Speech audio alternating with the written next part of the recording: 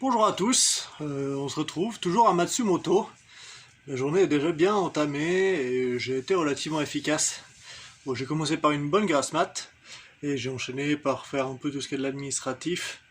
Donc gérer mes finances, mes paiements, aller faire mes courses, aller manger. Je me suis fait éclater la panse avec des gyoza et d'autres bonnes choses. C'était très très bon. Mais le plus important que j'ai fait aujourd'hui, c'était un peu préparer la suite de mon voyage. Parce que j'avoue que les dernières parties du voyage, donc se dire le col, m'a fait un peu réfléchir parce que j'ai vraiment eu beaucoup de plaisir à marcher en nature et ça m'a vraiment dégoûté de marcher au bord de cette autoroute. Et je me suis dit que peut-être qu'il fallait que je revoie un peu ma manière d'aborder la chose et que je n'étais pas obligé de faire tout le Nakasendo à pied. Donc ce que j'ai décidé de faire, c'est de me renseigner, ça m'a pris plusieurs heures, de me renseigner sur tous les prochains segments qui m'attendent jusqu'à Kyoto, et de simplement sauter ceux qui sont pas intéressants, qui sont juste à côté de la route ou de l'autoroute. Et bonne surprise, j'ai découvert en faisant ça que je m'approche actuellement de la vallée de Kizo, qui est la vallée la plus connue du Nakasendo, et c'est qui est le plus touristique aussi, mais qui est potentiellement magnifique et que j'aurai beaucoup de plaisir à visiter pendant la semaine qui vient. Donc je me réjouis.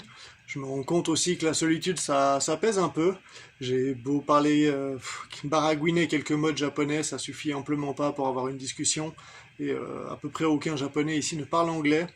Sans compter qu'avec la situation du Covid, j'ai pas spécialement envie de me rapprocher de gens et de faire des longues discussions ou d'échanger un verre.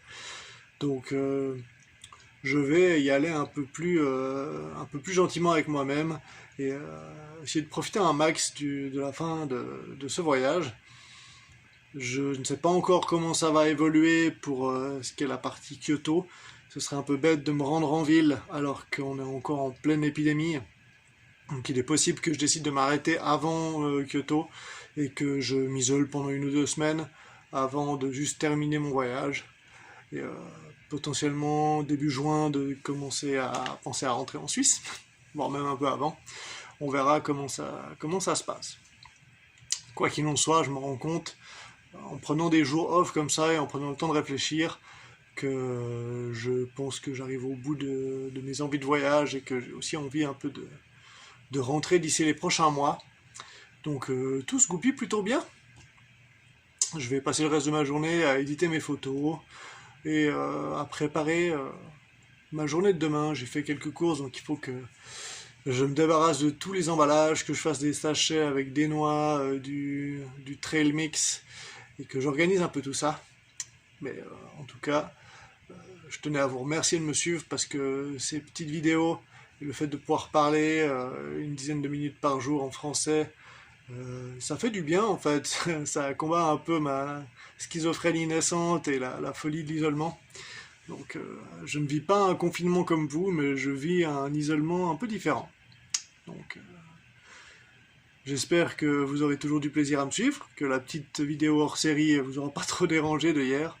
Et on se retrouve demain pour de nouvelles aventures, pour de la marche et pour la découverte d'une autre partie du Japon. A plus!